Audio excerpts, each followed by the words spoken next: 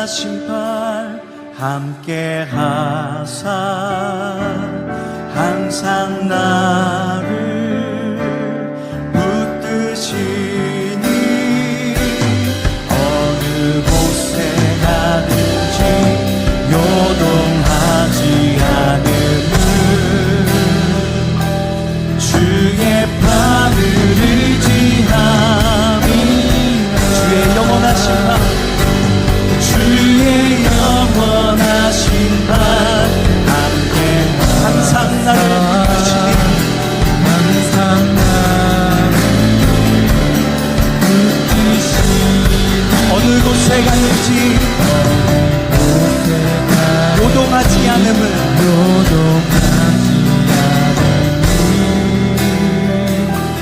주의 팔을 의지함이라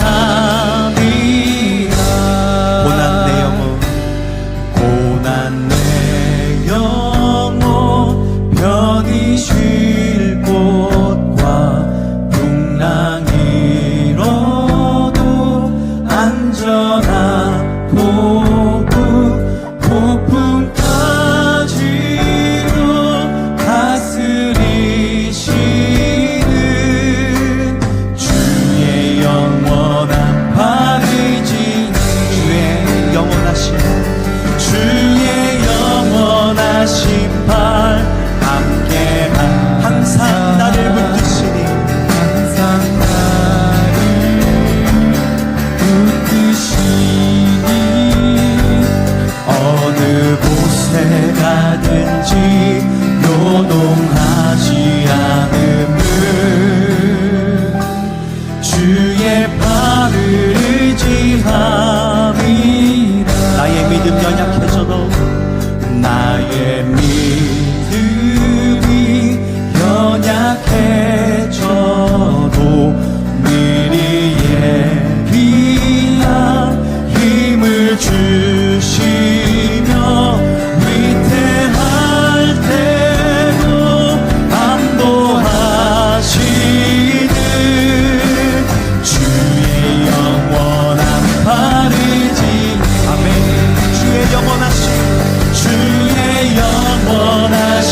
팔 함께 하사 항상 나를 붙드시니 어느 곳에 가든지 요동하지 않음은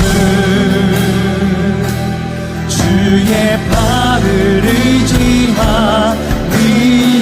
능치 못한 것 주께 없으니 능치 못한 것 주께 없으니 나의 일생을 주께 맡기며 나의 모든 짐 대신 지시는 주의 영원한 팔을 한 번 더 능치 못한 것 능치 못한 것 주께 나의 인생 주께 맡기며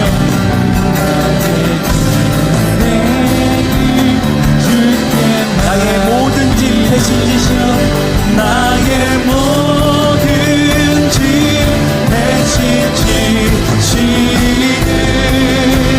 주의 영원한 팔이지 아멘 주의 영원하신 팔 함께 하사 항상 나를 붙드시니 어느 곳에 가든지 요동하지 않음은 주의 팔을 의지하리라 주의 영원하신 팔 함께 하사 항상 나를 붙드시니 어느 곳에 가든지 요동하지 않음은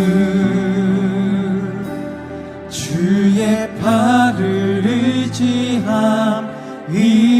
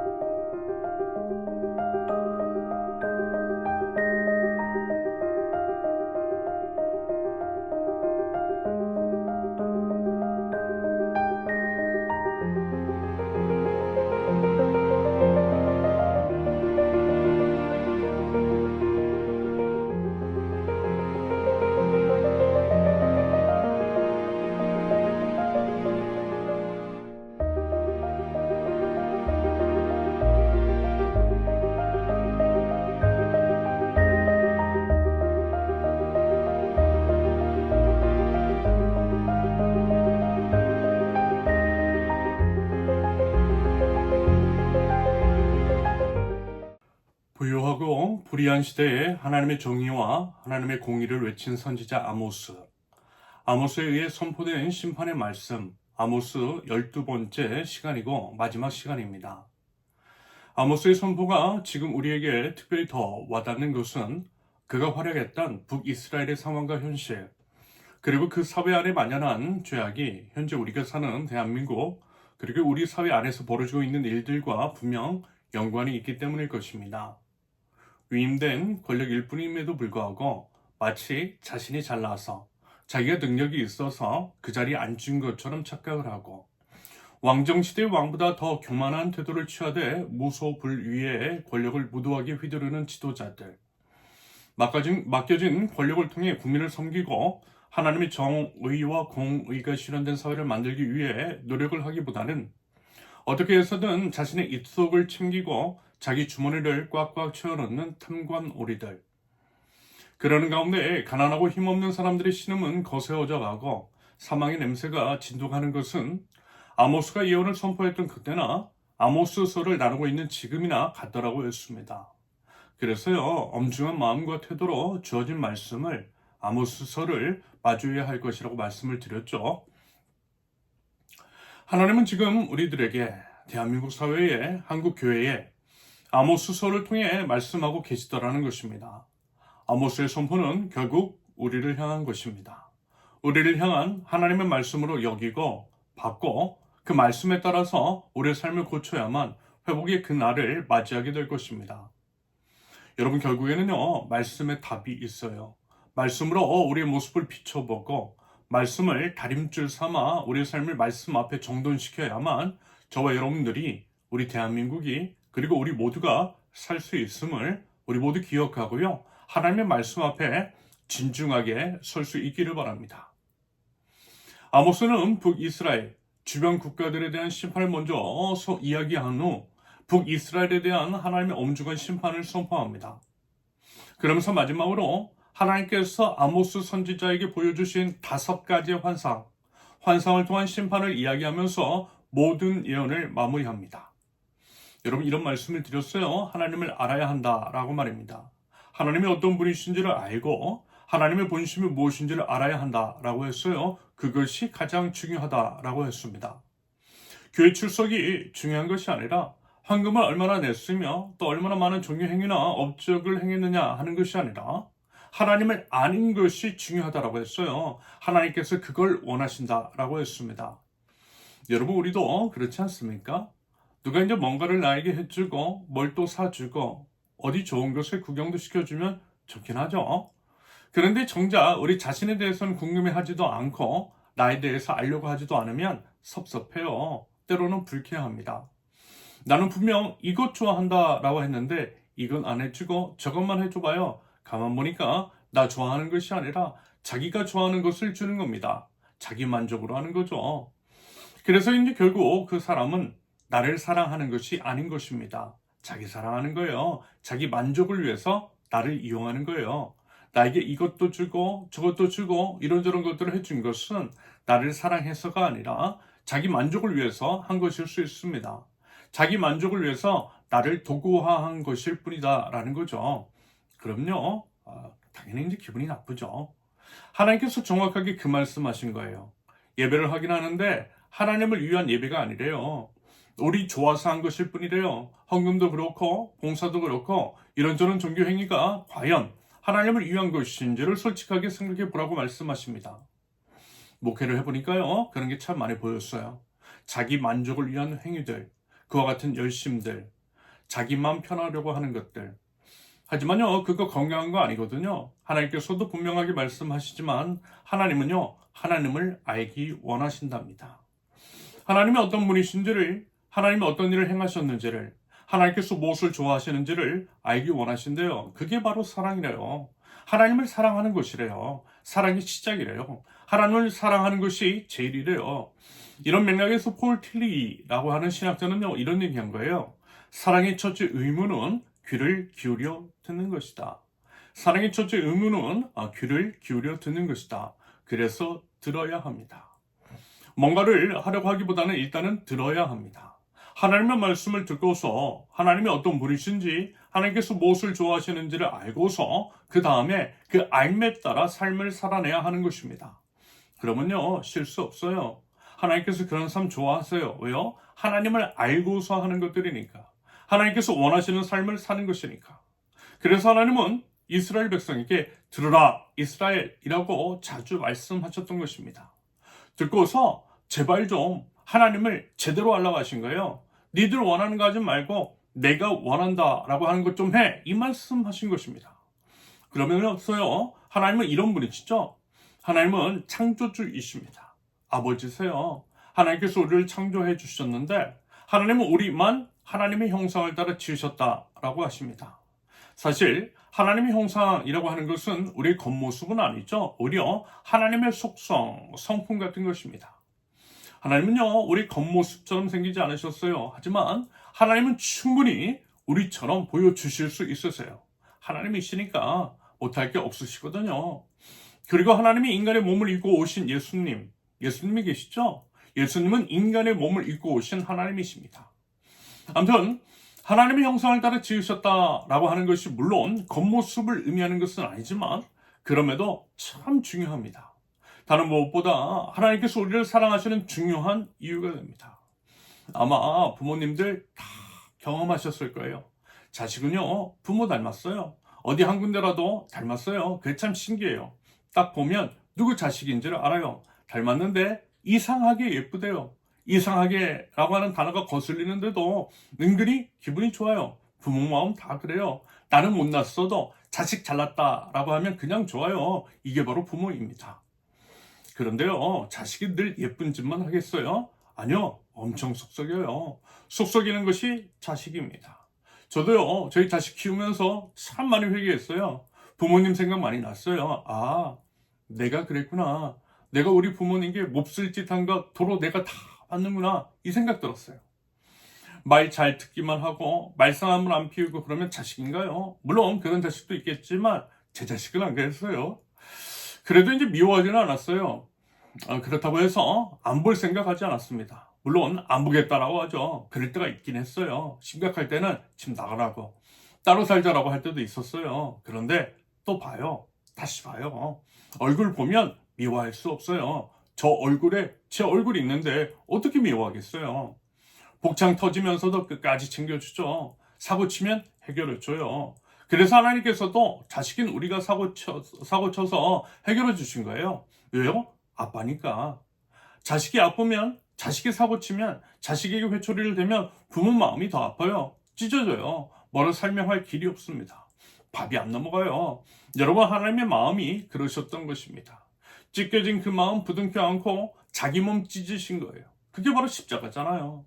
십자가 위에서 찢으신 몸은 그렇게 하나님의 마음이 찢겨질 듯 아팠다라는 거예요. 흘리신 피는 피눈물 쏟았다라는 것입니다.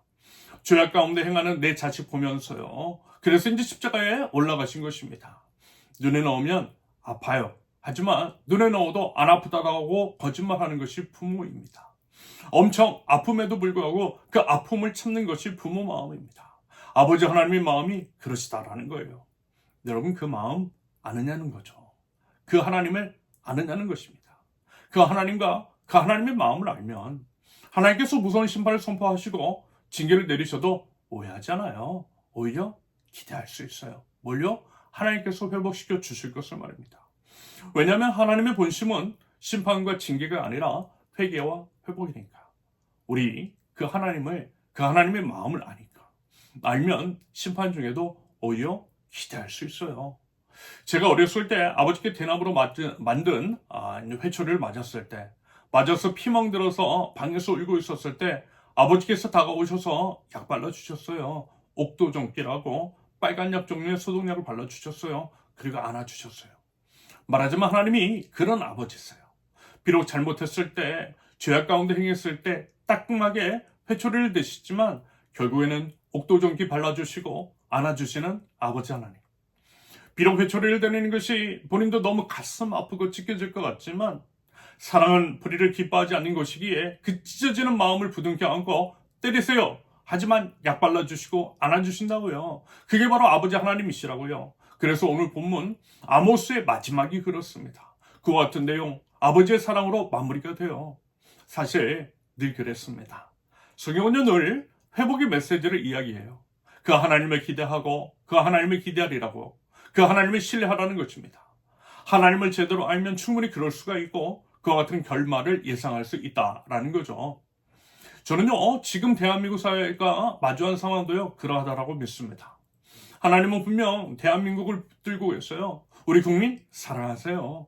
그래서 결국 회복시켜 주시되 가장 선한 길로 인도해 주실 줄로 믿습니다. 결국 그 날이 올 줄로 믿습니다. 회복의 그 날이 올 거라고요.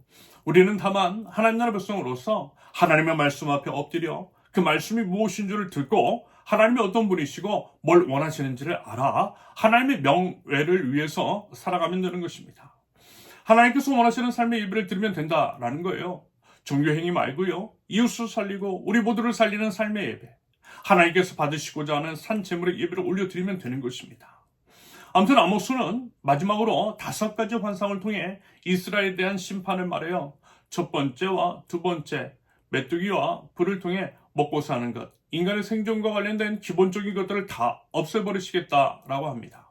세 번째 다림줄 환상을 통해서는 다림줄을 통해 그 삶이 과연 하나님 보시기에 온당한지 제대로 맞춰 있는지를 판단하시겠다라고 해요. 바꿔 말하면 그렇지 않을 때 다 허물어 버리시겠다라고 하는 의미입니다.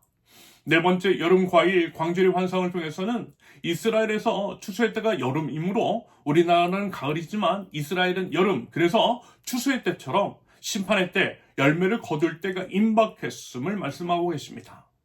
그리고 마지막 5번째 환상으로서 오늘 함께 읽은 본문이 포함되어 있는 아모스 9장의 앞부분에 무너지는 성전에 관한 것이 나와 있습니다. 결국 이스라엘이라고 하는 집이 무너질 것이라는 그런 심판의 예고입니다. 특별히 아모스인지 9장 1절에서 말씀하시는 성전의 파괴. 여러분 지난주에도 한번 언급을 드렸죠. 아모스의 예언을 교회에 대한, 특별히 이제 한국 교회에 대한 엄중한 메시지로 받아들이자라고 말입니다. 성전은요 하나님을 예배하는 것입니다.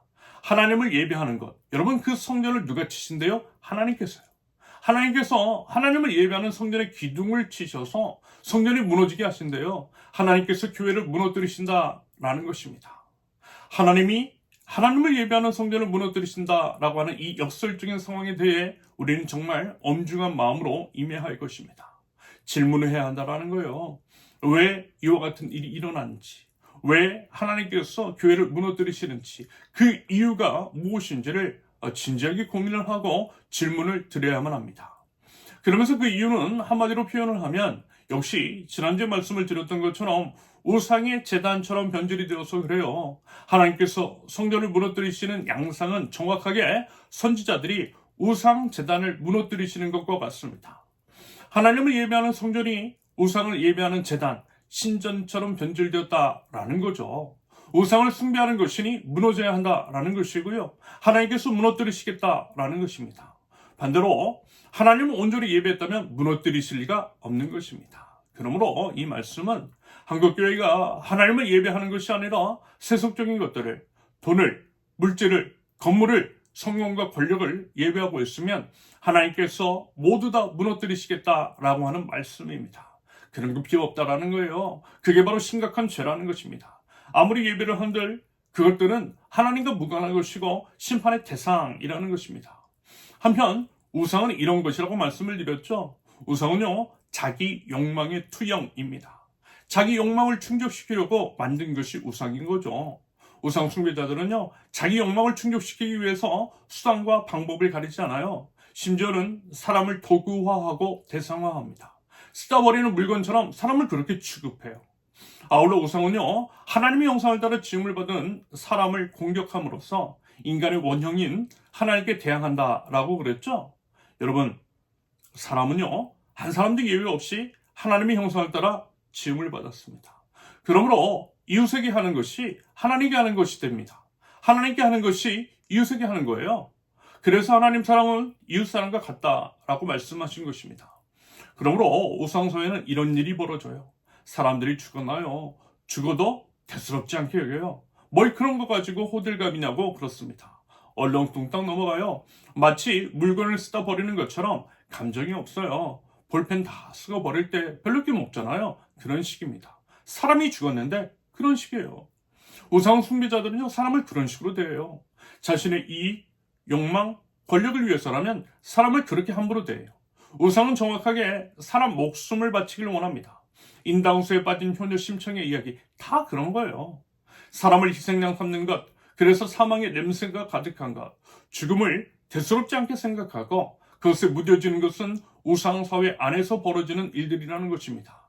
여러분, 이 관점으로 우리 사회 한번 보세요. 그러면 진단이 가능할 것입니다. 우상사회인지 아닌지를 말입니다. 그러면 여러분, 반대로 우리 하나님 나라 백성들이 해야 할 일은 뭐겠어요? 우상이 사람을 희생양 삼는다면 우리는 어떻게 해야겠습니까? 절대 그렇게 해서는 안 된다라고 막아서야겠죠? 내 생명 들여서라도 그래야겠죠? 내가 총칼 앞에 선다 할지라도 그래야겠죠? 그렇게 이웃의 생명을 살려야겠죠? 왜요? 예수님이 그러셨으니까.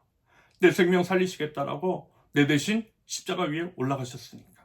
그래서 나 살려주셨잖아요. 그래서 여러분들이, 그래서 우리 모두가 생명 얻은 거잖아요. 그런 예수님을 우리 하나님께서 다시 살려주셔서 구주로 삼으시고 첫 아들로 삼으셨잖아요. 그 예수님으로 인해서 우리에게 부활의 소망을 주셨잖아요. 그 예수님을 따라 사는 것이 하나님 나라 백성입니다. 그러면요, 여러분 그 선택하면 되는 거예요. 맞아요, 여러분. 우리는요, 생명 살려야 돼요. 생명을 살리는 선택해야 돼요. 우리의 기준은 예수님입니다. 우리의 기준은 생명을 살리신 예수님의 십자가입니다. 생명을 기준으로 분별하고 생명을 기준으로 판단하고 생명을 기준으로 행동해야 한다라는 거예요. 그런다고 할 때 한국교회 너무나 많이 아쉬워요. 아니, 아쉬운 것이 아니라 화가 나요. 이러한 분노는 감히 과거 선지자들의 것과 비슷하다라고 말씀을 드리고 싶습니다. 왜냐하면요, 교회가 우상 숭배자들로 가득 채워졌기 때문입니다. 우상 숭배적 요소가 넘쳐나고 그 열매가 가득해 보여요. 자, 보세요. 방금 전에 우리의 선택의 기준은 분명 생명이라고 했어요. 생명을 살리는 쪽으로 선택하는 것이 하나님 나라 백성다운 것이라고 말씀을 드렸습니다. 이것이 우리의 믿음인 거예요. 자, 보세요. 이 말씀. 요한복음 10장 10절과 11절. 도둑은 다만 훔치고 죽이고 파괴하려고 오는 것뿐이다. 나는 양들이 생명을 얻고 또 더 넘치게 얻게 하려고 왔다. 나는 선한 목자이다. 선한 목자는 양들을 위하여 자기 목숨을 버린다. 그런데 지난 10월 27일의 집회를 한번 떠올려 보세요. 그 집회가 열린 이유에 대해서 생각해 보세요. 물론 그들은 아니라고 하겠지만 그 집회는 분명 이 땅에 힘없는 사람들이 살겠다, 인간다운 삶을 보장 좀 해달라고 살고자 하면서 비롯된 목소리를 꺾는 것이었습니다. 혐오와 차별을 조장하고 용인하며 그들의 숨통을 막는 것이었어요. 그것은요, 여러분, 살리고자 하면서 비롯된 것이었다라기보다는 죽이고자 하면서 비롯된 것일 가능성이 크다라고 봐요. 반대로 12.3 내란에서는 국가가 국민에게 총뿌리를 들이댔어요. 우리를 죽이려고 했어요. 그런데 왜 교회는 사람을 살리려고, 국민을 살려야 한다라고 목소리를 왜 내지 않는 거죠? 양들을 위해서 자기 목숨을 버린 선한 목자이신 예수님을 따라야 할 교회는 왜 국민을 위해서 총칼 앞에 나서지 않느냐라는 것입니다. 왜 교회는 죽이고자 하는 일에 대해서는 대규모 집회로 목소리를 높이면서 살리고자 하는 일에 대해서는 침묵을 하는 거죠? 침묵으로써 오히려 무도한 권력, 다만 훔치고 죽이고 파괴하려고 오는 도둑을 오히려 국가 조창 기도회 같은 것들로 만들어서 축복하고 있는 거죠. 이 행태가 꼭 우상 숭배자들 같아 보입니다. 여러분, 이것은요, 신앙의 문제입니다. 이것은 본질적인 문제입니다. 생명에 관한 문제이고요, 심각한 사안입니다. 죽이고자 하는 일에는 앞장을 서고 살리고자 하는 일에는 나몰라라 한다면 여러분, 이것은요, 우리가 우상 숭배 집단이라는 것을 자인하고 있는 것입니다. 여러분, 한번 생각해 보시라고요. 하나님의 관점에서요. 생명의 관점에서요. 우리를 살리시기 위해서 생명을 버리신 예수님의 관점에서 한번 생각해 보세요. 사람에게, 거짓말에, 싹군에, 유튜버에 순동되지 말고요. 정말 하나님 앞에 엎드려서 진지하게 우리의 신앙에 대해서, 우리의 선택에 대해서 성찰해 보자라는 것입니다. 그래서 만약에 우리가 이제 우상 집단 같다면 우상 숭배자들처럼 사람의 희생양을 삼고 사람을 도구와 대상화하여 욕망의 바벨탑을 쌓는다면 어떻대요? 하나님이 그 집을, 하나님이 그 성전을, 하나님이 그 교회를 무너뜨리신다라는 것입니다. 이것이 바로 아모스가 받은 5번째 환상에 대한 내용입니다. 이 말씀을요, 두렵고 떨리는 마음으로 엄중하게 받아들여야만 할 것입니다. 이처럼 아모스 선지자는 패악한 이스라엘을 향해서 무서운 하나님의 심판을 선포합니다. 그런데 앞서 말씀을 드렸죠. 하나님이 어떤 분이시라고요? 아버지시라고요. 우리를 사랑하시되 끔찍하게 사랑하시는 아버지 하나님이시라고 했어요. 나 없이 사는 것을 못 견디시어 차라리 자기 몸을 버려 나를 살리신 아버지 하나님. 찢어지는 마음을 부둥켜 안고서 차라리 자기의 몸을 찢으시어 우리를 살려내신 우리 아버지 하나님. 하나님의 본심은요, 회개와 회복이라고 그랬습니다. 비록 우리가 죄악 가운데 있고 무서운 심판과 징계가 임할 것이며 모든 것들이 무너지고 황폐해질 것이지만 어떻게 해요? 결국에는 그날이 올 것이래요. 회복의 그날, 하나님께서 모든 것들을 회복시켜 주실 그날을 하나님께서 준비하고 계시더라는 것입니다. 그 내용이 오늘 본문의 기록이고요. 아모스의 대미가 그와 같은 회복의 메시지로 장식이 됩니다. 11절 보세요. 그날이 오면 내가 무너진 다윗의 초막을 일으키고 그 터진 울타리를 고치면서 그 허물어진 것들을 일으켜 세워서 그 집을 옛날과 같이 다시 지어놓겠다. 그날 회복의 날이 오면 모든 것들을 되돌려 놓으시겠대요. 모든 것들을 회복시켜 주시겠대요. 사람도 먹을 것도 마실 것도 풍성하게 하실 것이래요. 그래서 다시는 그와 같은 일, 심판을 받아 포로로 끌려가는 비참한 일을 당하지 않겠다라고 말씀하십니다. 15절, 내가 이 백성을 그들이 살아갈 땅에 심어서 내가 그들에게 준 이 땅에서 다시는 뿌리가 뽑히지 않게 하겠다. 주 너의 하나님이 말씀하신다. 결국 이것은요, 장차 임하게 될 하나님의 나라에 대한 것이겠죠. 모든 것을 회복시키실 하나님, 모든 것들이 회복된 하나님의 나라, 영원히 거하게 될 저천성, 우리 아버지 하나님의 집. 그러므로 여러분, 우리는 어떻게 해야겠어요? 하나님 나라를 기대하면 돼요. 하나님 나라를 기대하는 사람들은요, 하나님 나라를 우리가 속한 사회 안에 세워갈 것입니다. 그러기 위해서 하나님 나라가 무엇인지 알아야 할 것입니다. 알고 배운 하나님의 나라를, 하나님 나라 가치를 우리가 속한 사회 제도, 시스템 가운데에 녹아들도록 할 것입니다. 생명을 살리는 일을, 생명을 지키는 일들을 위해서 나설 것입니다. 아니, 예수님을 믿고 부활을 믿는다면 그럼 우리가 더더욱 나서서 불의에 맞서야만 할 것입니다.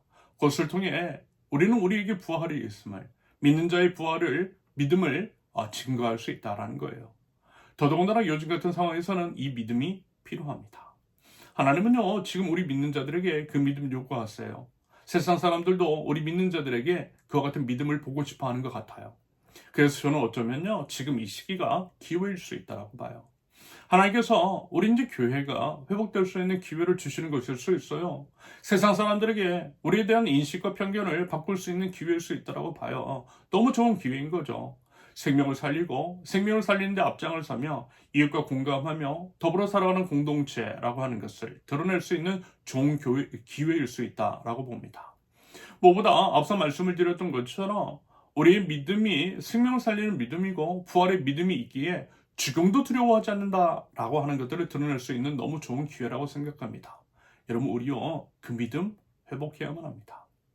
한편 우리 이런 말을 기억하고 있죠. 어둠이 짙어지면 짙어질수록 새벽은 가까이 와 있다라고 말입니다. 하나님은요, 분명 새벽을 준비하고 계세요. 그게 느껴져요. 그게 보여요. 그리고 믿어요. 왜요? 하나님이시니까. 하나님 우리 아빠니까. 우리 포기하지 않으시고요. 가장 좋은 것 준비하시니까. 이제까지 그래 오셨으니까. 저는 이제 대한민국을 바라보면서, 그리고 이제 지금 한국 사회, 우리 사회 안에서 일어나는 일련의 일들, 그 안에 여러 인물들을 바라보면서 저는 한 번도 좌절한 적은 없어요. 물론 끔찍한 사건들, 아쉬운 일들, 우리 기대를 저버린 순간들은 너무나 많았죠. 하지만 가만히 이제 그것들을 바라보고 그 위에 계신 하나님과 하나님의 주권, 그리고 이제 섭리를 생각해 볼 때에 절망할 수만은 없겠더라고요. 오히려 하나님을 기대하게 되었어요. 크신 하나님, 능력이 많으신 우리 주님은 대단하신 분이시잖아요. 어떻게 우리가 하나님의 지혜와 모략을 따라갈 수 있겠습니까? 그리고 우리 다 경험했잖아요. 하나님의 신실하심을요. 하나님의 성실하심을요. 하나님의 인자하심을요. 하나님은 늘 오르세요. 하나님의 때 정확합니다.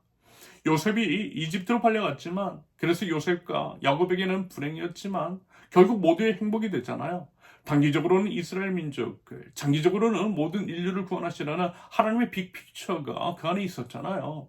저는 지금 우리 대한민국 안에도 그 과정 가운데에 있다라고 봐요. 하나님은 대한민국의 회복을 준비하고 계십니다. 회복을 위해서 사람을 준비하셨어요. 함께 나아갈 공동체를 준비하셨어요. 서로의 마음을 준비하셨어요. 점점 하나 되는 마음을 허락하셨어요. 악이 스스로 망하는 길을 택하게 하셨어요. 모든 것은 하나님의 손 아래에 있습니다. 비록 우리는 답답하고 조급해할 수 있고 안타까워할 수는 있지만 하나님은 살아계시고 공의와 정의의 하나님께서는 이 땅을 회복시키시기 위해서 차근차근 그 단계를 밟아나가고 계십니다. 여러분, 그 믿음이 있으면 돼요. 그 믿음이 있다면 하나님 나라 백성답게 살면 돼요. 바른 분별력을 가지고 우리 이웃의 삶에 관심 가지면 돼요. 내가 좀 손해를 보더라도 생명 살리는 선택하면 돼요. 내가 좀 덜 먹고 덜 가지면 돼요. 대신 그것으로 남을 좀 더 살면 돼요. 공생과 상생, 지속적인 공존을 추구하면 돼요. 네 이웃을 살리기 위해서 목소리 내면 돼요. 불의에 대해서 그러면 안 된다고, 가만히 있지 않겠다고 SNS 상에서라도 힘껏 소리 지르면 돼요. 그것이 바로 하나님 나라의 백성이고 그것을 통해 우리 믿음은 증명이 될 것입니다. 그런 사람 한 사람 한 사람을 통해서요, 하나님은 결국 일하실 것이고 회복시켜 주실 줄로 믿습니다. 그래서요, 결국 그날이 올 거예요. 모든 것들이 회복되는 그날이. 하나님께서 기뻐하시는 대한민국, 하나님께서 마지막 때에 사용하실 우리 민족, 한국교회가 될 줄로 믿습니다. 무도한 권력 아래 상한 자들을 고치시며 우리의 상처를 싸매어 주실 우리 주님을 신뢰하고요, 회복을 준비하시는 그 하나님을 기대하면서 믿음 가지고 나가는 하나님 나라 백성들, 저와 여러분들이 있을 수 있기를 예수님의 이름으로 축원합니다. 함께 기도합니다. 하나님 아버지, 아모스의 선포를 통해 하나님 나라 백성의 회복을 원하시는 하나님, 그 말씀에 엎드려 귀를 기울입니다. 주님 말씀을 가슴과 삶에 새겨 회복의 그날을 만들어 나가는 하나님 나라 백성들 저희에게 없어서 정의를 물같이 공의를 마르지 않는 강같이 흐르게 하길 원하시는 주님, 주님의 말씀을 비추어 저희 삶을, 공동체를, 대한민국 사회를 살펴봅니다. 그럴 때에 무도한 권력이 칼춤을 추고 위임된 권력일 뿐임에도 자신의 본분을 망각하며 제왕의 권력을 휘두르려 했던 그 악함을 바라봅니다. 간신배와 탐관오리, 사기꾼들을 득세하고 그로 인한 희생이 차고도 넘치되 이로 말할 수 없는 수많은 참사들이 대한민국 사회 안에 연이어 있었던 것들을 기억합니다. 살아계신 하나님, 정의와 공의 하나님, 약자의 시름을 외면하지 않으시는 주님, 불의와 부정을 혐오하시고 진노하시는 주님, 주님 일하여 주시옵소서. 거룩한 울분으로 이 땅을 정화하여 주시옵소서. 사람을 희생양 삼아 우상에게 제의를 드리는 악한 우상 숭배자들, 사람을 도구와 대상화하여 자신의 탐욕을 채우는 악인들을 멸하여 주시고 불쌍한 국민들을 사망에서 건져내 주시옵소서. 구원의 손길을 허락하여 주시옵소서. 하나님, 이 모든 것 저희 믿는 자들의 책임입니다. 생명의 주님을 믿는다면서 생명의 선택이 아닌 죽음의 선택을 했던 저희 때문입니다. 사람을 살리는 데 소홀히 했고 사람을 죽이는 데 혐오와 차별에 앞장을 섰던 저희의 죄악 때문입니다. 하나님, 이 시간 회개합니다. 하나님, 저희 죄를 용서하여 주시옵소서. 하나님 나라 복음을 제대로 알게 하옵소서. 생명의 복음으로 저희 생각과 저희 말과 행동을 거룩하게 하옵소서. 불의한 권력에 침묵하지 않게 하시며 선량한 시민들을 향한 총부리 앞에 당당하게 나서서 이웃의 생명을 지켜내는 저희 되게 없어서, 목소리라도 크게 내고 SNS상에서라도 이야기하면서 악에 대해서 좌시하지 않는 저희들, 부활신앙을 가진 자로서 죽음을 두려워하지 않는 주님의 백성들 저희 될 수 있도록 주님 인도하여 주시옵소서. 그리하여 죽음 뒤에 부활이 있음을, 부활의 신앙을 가진 저희들임을, 저희의 믿음임을, 내 생명 살리기 위해서 나를 위해서 죽으신 예수님을 증거하고 드러냄으로써 하나님께 영광 올려드리는 하나님 나라 백성들 저희에게 될 수 있도록 우리 주님 인도하여 주시옵소서. 어둠이 깊어지는 상황 속에서도 우리 하나님으로 인하여서 오히려 더욱더 기대하는 믿음과 소망을 더하여 주시고, 우리 주님께서 회복시켜 주실 그날을 바라보며 믿는 자다운 삶의 선택, 생명의 선택, 공생과 상생 모두의 지속적인 공존을 위한 아름다운 선택이 있는 하나님 나라 백성들, 하나님 나라 공동체 세우는 교회 될 수 있도록 우리 주님 인도하여 주시옵소서. 이제는 우리 주 예수 그리스도의 은혜와 아버지 하나님의 극진하신 사랑과 성령님의 교통하심이 하나님께서 회복시켜 주실 그날을 기대하며 하나님 나라 백성다운 삶의 선택, 생명을 살리는 선택을 하겠다 다짐하며 나아가는 하나님 나라 백성들, 우리 세우는 교회 모든 권속들 위해 이제부터 영원토록 함께 하시기를 간절히 축원합니다. 아멘. 감사합니다. 모든 예배를 마쳤습니다. 이번 한 주도 생명의 하나님을 기대어 살아가고 생명을 살리는 선택을 하는 하나님 나라 백성들 모두 되실 수 있기를 바랍니다. 감사합니다. 사랑합니다. 축복합니다.